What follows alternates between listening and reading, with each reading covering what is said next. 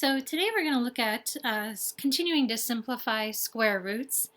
And I am in your Chapter 5 packet, Section 5.6, and it is on page 47 of your Chapter 5 packet.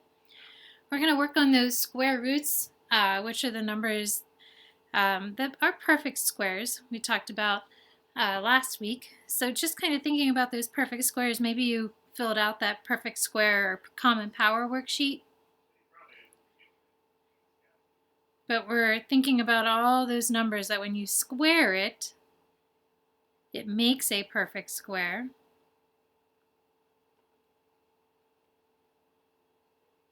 So 1 squared is 1, 2 squared is 4, 3 squared is 9, 4 squared is 16. That bottom list would be the number that's a perfect square. So the numbers on the bottom, the bigger numbers, are the perfect square.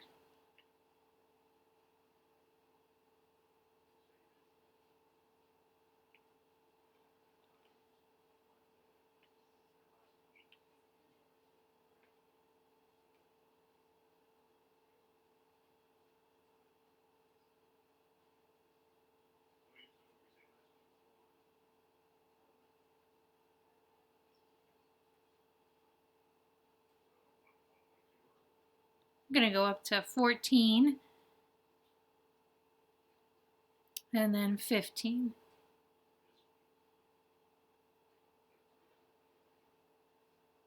So those are our perfect squares, and we're going to use those in order to help us simplify. So the goal when we're simplifying is we still have a square root in the answer, but we don't have like a decimal. So we're just trying to break the square root down. In example 3, it wants us to perform the operation, and you can see we have multiplication and division, and then it says to simplify after we perform that operation. So the first one, if we are multiplying, we're going to take those two numbers and literally we're going to multiply them together. So we have the square root of 20. And then we have to simplify. So we perform the operation. We did that part first. Operations are adding, subtracting, multiplying, and dividing. And then we have to do the simplifying. And when we simplify, we're thinking of two numbers that go into the square root of 20. One of them needs to be in that perfect square list. So the numbers from the bottom are a perfect square list. So looking at that list, looking at the numbers on the bottom and thinking which one of these numbers, because these bottom numbers are perfect squares, divide into 20. And that would be a 4, because 4 times 5 makes 20, and the square root of 4 is a perfect square because it becomes 2. So we take the square root of 4 and make it 2, and then we just keep the square root of 5. So doing the same thing for the next one. Again, the operation is multiplication, and we are trying to multiply these two numbers together. So see if you can do that step, multiplying the two numbers together.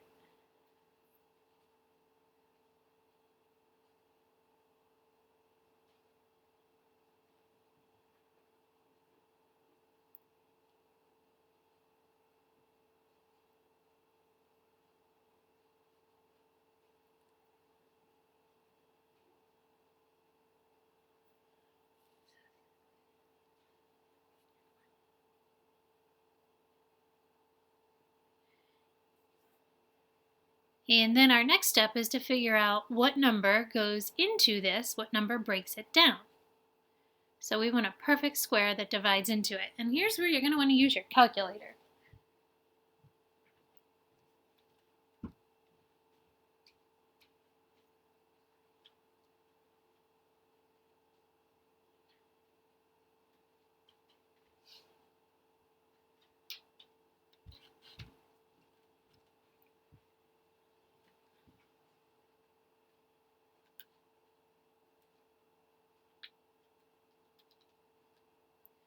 So we need to think of a number that goes into 245.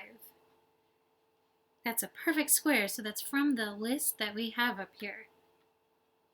245, that's a tricky one. So just start and kind of divide it by 9, divide it by 16, divide it by 25, divide it by 36, divide it by 49, and when you divide it by 49, it comes out to be 5. So 245 is the square root of 49 and the square root of 5. The perfect square is that 49, so the square root of 49 becomes 7, And then we have the square root of 5. Again, now that's simplified. It's broken down. We're not using a decimal answer here. For part C, again, timesing, multiplication. So 3 times 5 is 45. And then think of a number that goes into 45 that's a perfect square. Well, I know 9 and 5 make 45 as well. 9 is a perfect square because the square root of 9 becomes 3. And then there's one more like this, doing the same thing. 5 times 12, multiply first. So we have 5 times 12, which is 60. And now we're thinking about a perfect square that divides into 60. So start at the bottom of your list and ask yourself, does 4 go into 60? Yes. 4 times 15 is the square root of 60. And it doesn't look like there's another perfect square. 16 doesn't divide into 60, 25, 36. So that means 4 is the biggest perfect square. And when we change the square root of 4, it becomes 2, because the square root of 4 is 2, and then we keep the square root of 15. So those first 4 problems there all dealt with, oh, there's one more that was hiding in my screen. Let's look at this last one with multiplication. So perform the operation. 6 times 8 is 48. And then we want the perfect square that goes into 48. And yes, 4 divides into it, but we keep trying to see if we can find a bigger number. 9 does not go into 48. 16 goes into 48 3 times.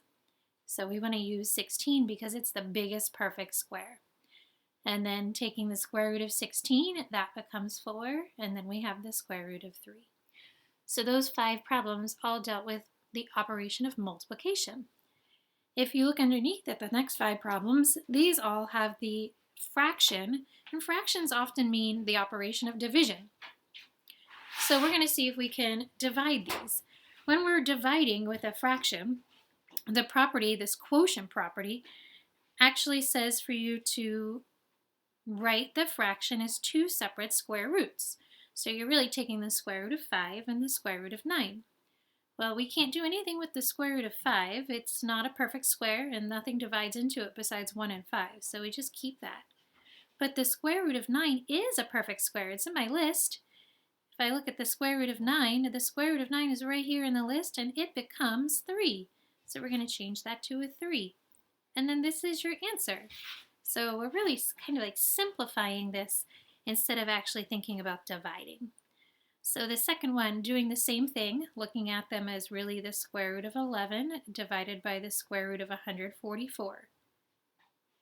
Well, only numbers that go into 11 are just 1 and 11, so that can't get broken down. But the square root of 144 is a perfect square at my list at the top. That is 12. So again, this is your simplified answer.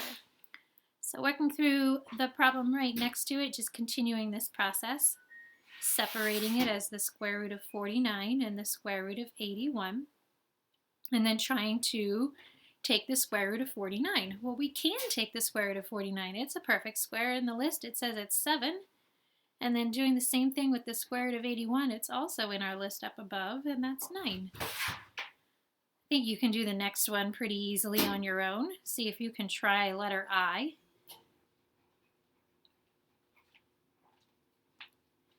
So hopefully you took the square root of 64 and got 8, the square root of 25 and got 5.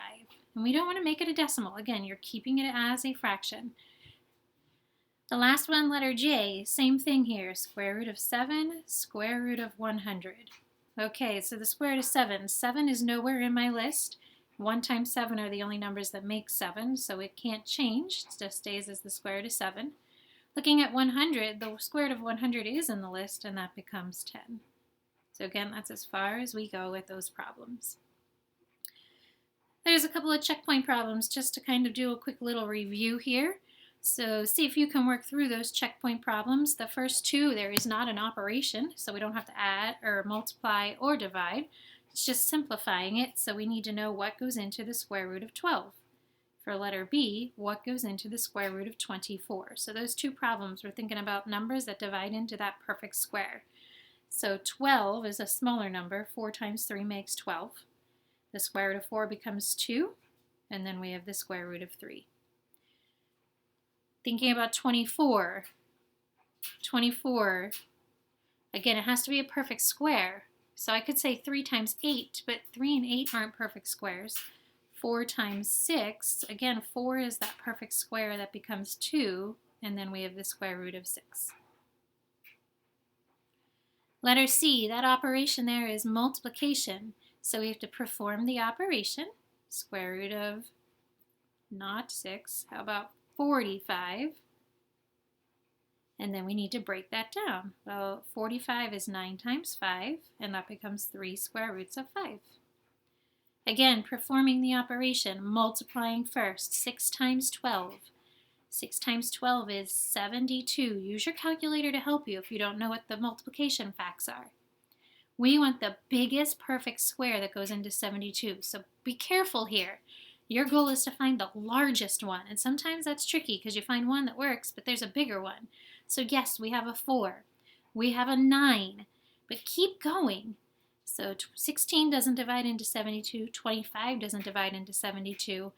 However, if we look at the next value, which is 36, 36 times 2 goes into 72.